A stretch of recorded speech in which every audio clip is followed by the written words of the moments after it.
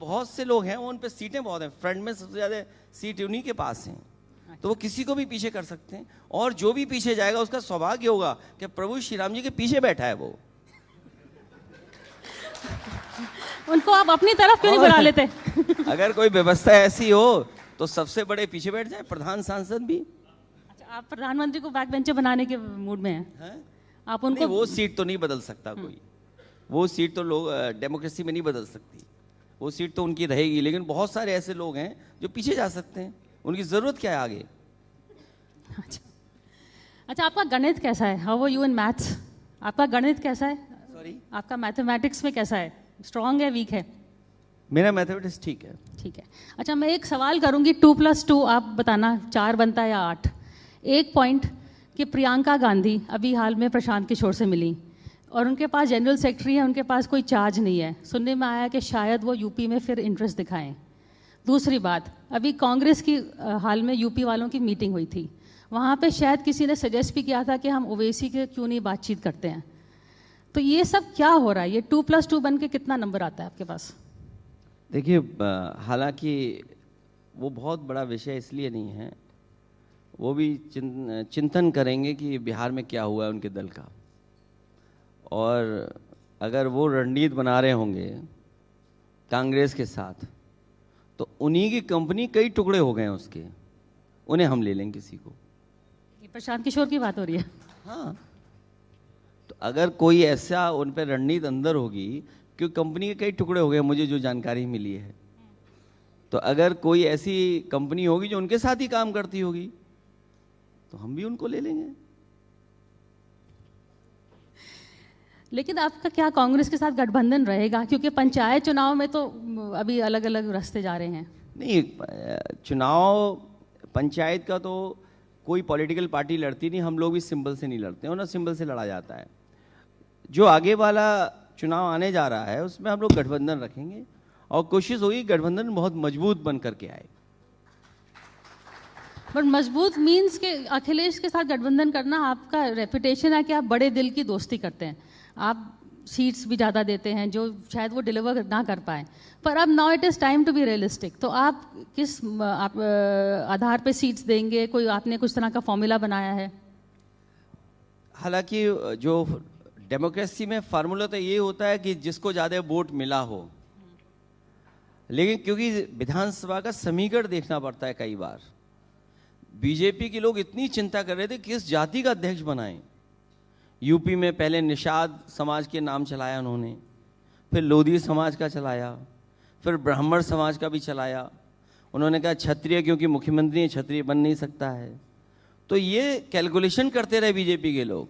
तो कई बार गठबंधन में और विधानसभा जीतने में जो हमारी सामाजिक परिस्थितियां हैं और जो राजनीतिक परिस्थितियां हैं, पहले कैसा परिणाम रहा है, उन तमाम चीज़ों को विचार करके ही फैसला लिया जाता है।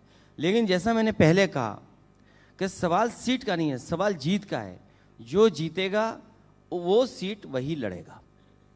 ये कह रहे हैं कि कांग्रेस का भी एक फॉर्मूला होता है, जैसे कि उन्होंने बिहार में किया, शुरू में बड़ी रैली करी उसको लेके, जो शो कि तेजस्वी यादव से भी के बार्गेनिंग पॉइंट की तरफ से वो बड़ा शो ऑफ स्ट्रेंथ करते हैं, फिर गायब हो जाते हैं। तो आपको लगता है कि आपके साथ भी कुछ ऐसा ही कर रहे हैं? हम लोग अपनी ज़मीन तैयार कर रहे हैं, किसको क्या करना है करता रहे, हमारा गठबंधन रहेगा। तो इंडिया अलायंस के अगर मैं कहूँ कि 3 सबसे मजबूत पार्टिसिपेंट्स हैं, तो वो कौन आप गिनेंगे? सॉरी, मैं इंडिया अलायंस में सबसे 3 स्ट्रॉन्गेस्ट कौन है? सबसे स्ट्रॉन्गेस्ट इंडिया अलायंस को जो सबसे मजबूत बनाते हैं। जो इंडिया गठबंधन बना था, जब नीतीश कुमार जी और हम सब लोग बैठक किए थे, तो उस समय यही तय हुआ था कि जो रीजनल पार्टी जहां पर मजबूत है उसी के नेतृत्व में चुनाव लड़ा जाएगा। इसीलिए तेजस्वी जी के नेतृत्व में बिहार चुनाव लड़ा गया, और नीतीश जी क्योंकि दूसरे दल में थे, दूसरे लाइन में चले गए, उन्हीं के नेतृत्व में चुनाव लड़ा गया।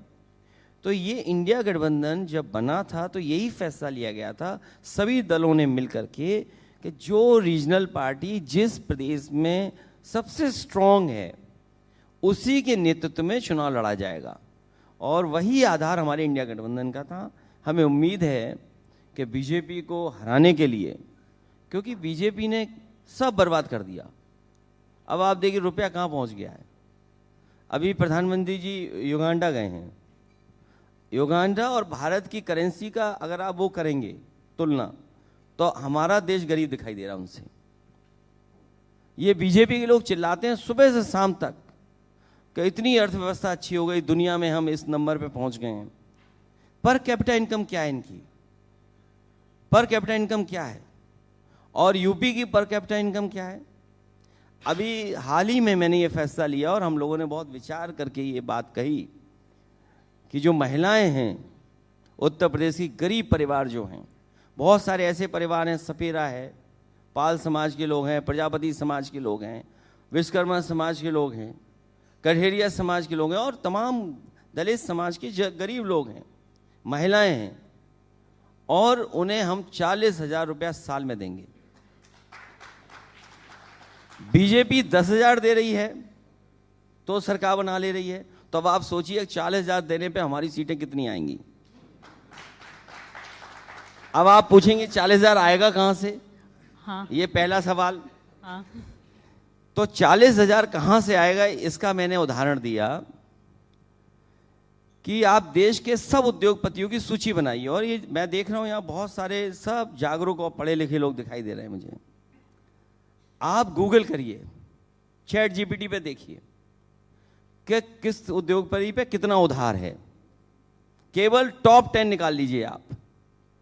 तो अगर उधार से कोई दुनिया का सबसे बड़ा उद्योगपति बन सकता है, देश का सबसे बड़ा उद्योगपति बन सकता है उधार के पैसे से, तो उत्तर प्रदेश की सरकार समाजवादी पार्टी बनने पर सरकार उधार लेकर के गरीब परिवार की महिलाओं को 40,000 रुपया साल में देने का काम करेंगे।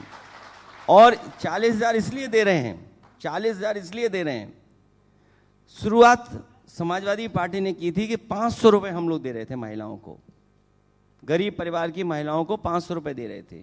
अगले चुनाव में हमने कहा कि 1,000 देंगे, हम चुनाव हार गए। फिर उसके बाद कहा हमने 1,500 देंगे, फिर चुनाव हार गए। 2,500 कहा तो चुनाव हार गए। तो फिर हिसाब किताब हमने लगाया कि अब जो चुनाव लड़ने जा रहे हैं इसमें 3,000 रुपया महीना देंगे गरीब परिवार की महिलाएं, तो 12 × 3 36,000, और 4,000 दे रहे हैं उनको वो जो इंटरेस्ट बीजेपी ने नहीं दिया। तो कितने हुए हैं? 40,000। अब दूसरा बिंदु बीजेपी ये कहती है कि उत्तर प्रदेश में हर एक की पर कैपिटा इनकम 1 लाख है। पर कैपिटा इनकम जो यूपी के लोगों की है वो 1 लाख है। तो हम बीजेपी के लोगों से कह रहे हैं कि हम 40,000 दे रहे हैं, अब तुम्हारी जिम्मेदारी बनी है 60,000 आप दो, नहीं तो आपके ये आंकड़े फर्जी हैं, झूठे हैं, क्योंकि आप जनता को गुमराह कर रहे हैं कि 1 लाख रुपए से ज्यादा पर कैपिटा इनकम है। तो 40,000 हम दे रहे हैं, आप 60,000 दीजिए। पर ये पॉलिटिक्स क्या सही है? ये बिल्कुल अच्छी पॉलिटिक्स है, इसमें कोई खराबी नहीं है। समाजवादी पार्टी ने लैपटॉप दिए थे फ्री। आज देखिए लैपटॉप देने के बाद बहुत सारे बच्चों का जीवन बदला है। लोग हार्वर्ड पढ़ने गए, लोग बाहर पढ़ने गए, लोगों ने अपने आप काम किया। 20 लाख लैपटॉप दिए तो 20 लाख स्टोरीज हैं। आज भी जब मैं पिछले बार में एयरपोर्ट जा रहा था तो कई लोग जो काम कर रहे हैं वहाँ पर, उन्होंने कहा कि आपके दिए हुए लैपटॉप से मैं आज भी काम कर रहा हूँ। पर अखिलेश जी, ये this is I am not saying कि खराब है, पर आपको जॉब्स क्रिएट करने चाहिए। बीजेपी इज ऑल्सो, आप आरोप लगाते हैं कि वो वोट्स खरीद रहे हैं एक तौर से 10,000 देके, तो ये आप भी इसी का कर रहे हैं, आप तो ज़्यादा दे रहे हैं। आप जब सरकार में होते हैं तो एक तो इन्वेस्टमेंट पहलू है जिस पे आप काम करते हैं, दूसरा सोशल पहलू है जहां गरीब है उसकी क्या मदद कर रहे हैं। और दुनिया भर में ये सरकारें जो हैं गरीबों की मदद करती हैं, गरीबों को किसी न किसी रूप में मदद करती हैं। दुनिया में ऐसी सरकारें बनी हैं, सरकारें बनाते हैं स्कीम। तो इन्वेस्टमेंट पार्ट अलग है। और जब समाजवादी सरकार, तो तमाम हम लोगों ने योजनाएं चलाई थी। कन्या विद्याधन दिया लड़कियों को 30,000, समाजवादी पेंशन 500 रुपया दिया, फ्री लैपटॉप दिया, साइकिल दी, और बहुत सारी सुविधाएं दी हम लोगों ने। तो इन्वेस्टमेंट की जब बात आई तो मुझे याद है कि जो इंडस्ट्रियल पॉलिसी समाजवादी सरकार की बनी, और सबसे पहले लखनऊ में अगर कोई इन्वेस्टमेंट के लिए आया था तो शिव नाडर जी आए थे SCL के।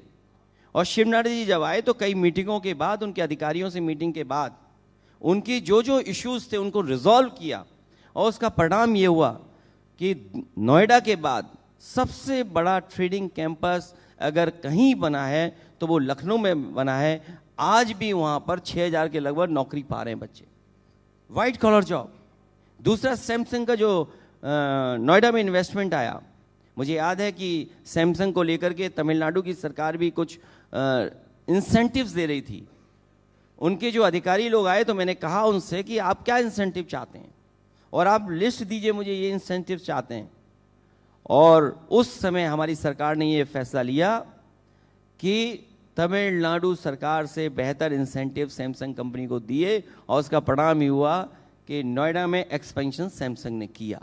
तो एक तरफ तो हम लोग इन्वेस्टमेंट वाली बात कर रहे थे, और दूसरी तरफ सोशल जो हमारी जो जिम्मेदारी है गरीबों के लिए, जो हमारी वेलफेयर स्टेट की डेफिनेशन है, उस पर काम कर रहे थे। और हम आपको बताएं, देश के प्रधानमंत्री जी कहीं पर भी हवाई जहाज लेकर के उतर नहीं पाए।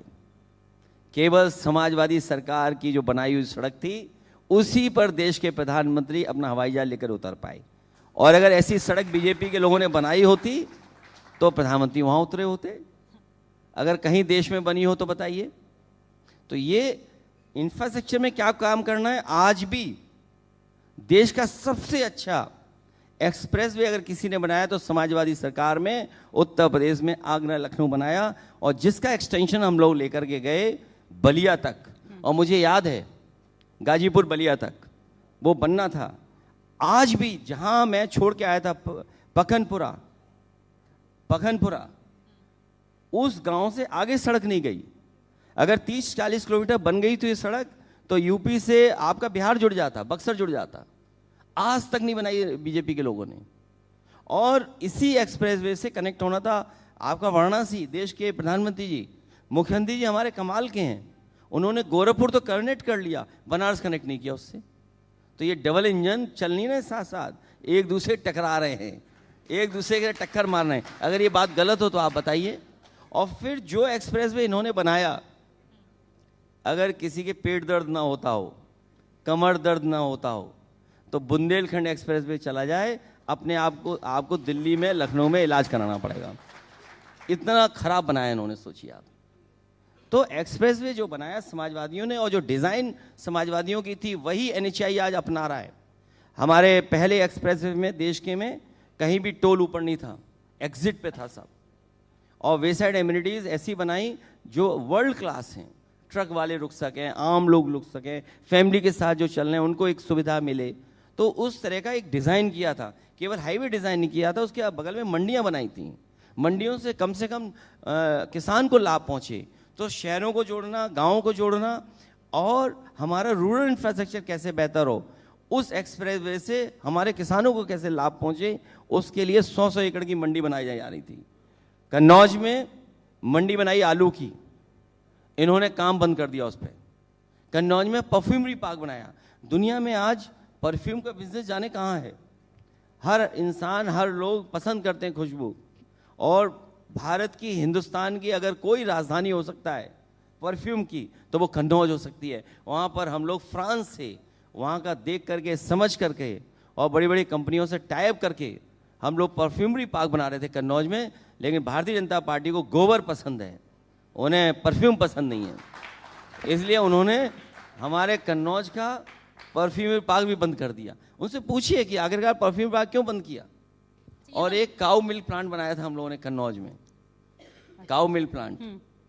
उसका उद्घाटन प्रधानमंत्री जी ने और बड़े बड़े लोगों ने किया था। उद्घाटन करने के बाद बंद हो गया। बताइए ये कैसे लोग हैं बीजेपी के लोग। यूपी का पहला काऊ मिल्क प्लांट, इन्हें गाय से प्रेम है, और काऊ मिल्क प्लांट बंद कर दिया इन्होंने। अच्छा, ये तो बताइए कि उनको तो गोबर पसंद है, आपको कौन सी परफ्यूम पसंद है?